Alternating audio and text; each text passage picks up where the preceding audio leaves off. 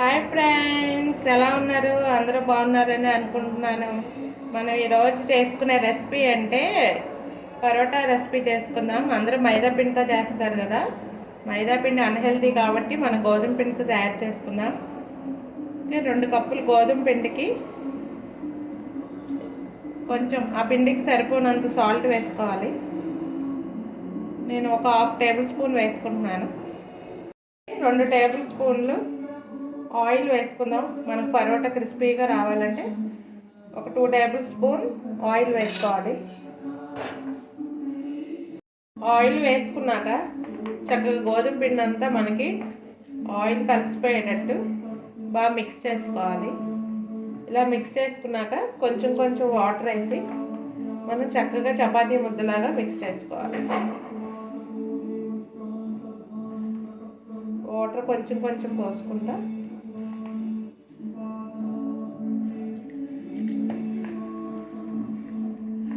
మనకు పరోటా బయట షాపులో తీసుకున్న చాలా అన్హెల్దీ అండి. మనకేమో చేయడం రాదేమో అనుకుంటాము, చేస్తే అవే వస్తాయండి. ఇలా చక్కగా మనకు సాఫ్ట్గా మన చపాతీ ముద్దలాగా మిక్స్ చేసుకోవాలి. కొంచెం వాటర్ పడతాయి, కొంచెం వాటర్ వేసుకుని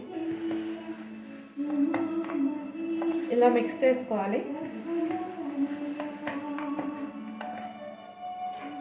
చక్కగా మనం ఒక ఉండ ఫామ్ అయ్యేటట్టు ఇలా చేసుకోవాలి. చపాతీ చూడండి ఎంత మెత్తగా స్మూత్గా కలుపుకోవాలి.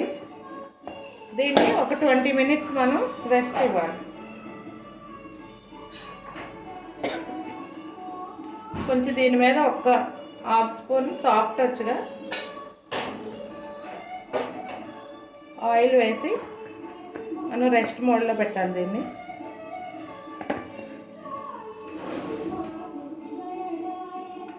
ఇలా మనం ఒక 20 మినిట్స్ రెస్ట్లో పెట్టాలి. ఫ్రెండ్స్, ఇట్లా 20 మినిట్స్ మనకి పిండి మ్యాగ్నేట్ అయిన తర్వాత ఇదిగోండి ఇలా సాఫ్ట్గా ఉండాలి. దీన్ని మనం చిన్న చిన్న ఉండలుగా చేసుకుందాం. ఇలా చిన్న చిన్నగా రోల్స్ చేసుకుని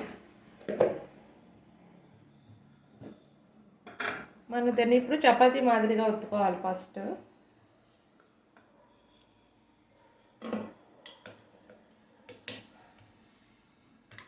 చక్కగా రౌండ్గా అందంగా చేసుకుందాం ఫ్రెండ్స్.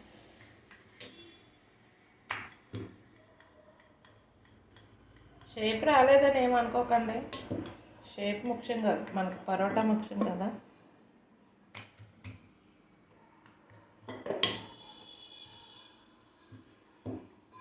ఇలా వచ్చిన తర్వాత ఇలా చేసుకుని దీనిపైన కొంచెం ఆయిల్ కానీ లేదా గీ కానీ అప్లై చేసుకోవాలి.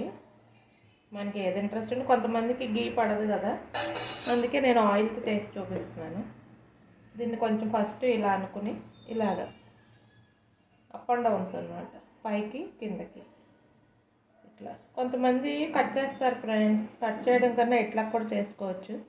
మీకు ఈజీగా ఉంటుందని ఇట్లా చూపిస్తున్నాను. దీన్ని ఇట్లా అయిపోయిన తర్వాత దీన్ని చక్కగా రౌండ్గా రోల్ చుట్టుకోవాలి. ఇట్లా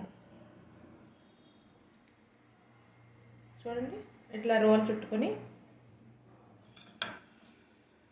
మళ్ళీ దీన్ని చపాతీ మాదిరిగానే చేసుకుందాం ఫ్రెండ్స్.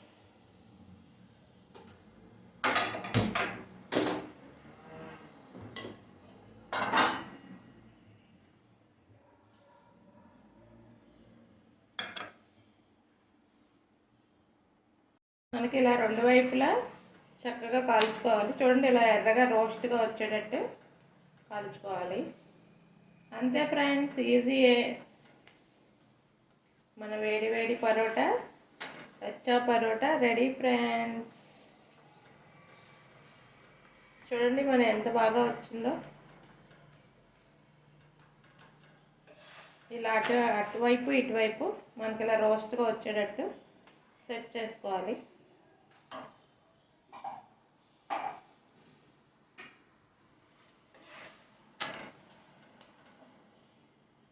మనం వేడి వేడి పరోటా ఇలా ఒక ప్లేట్లోకి తీసుకుని దీన్ని చక్కగా మన పరోటా లాగా ఇలాగా జస్ట్ ఇట్లా చేస్తే మనకు పరోటా షేప్ అనేది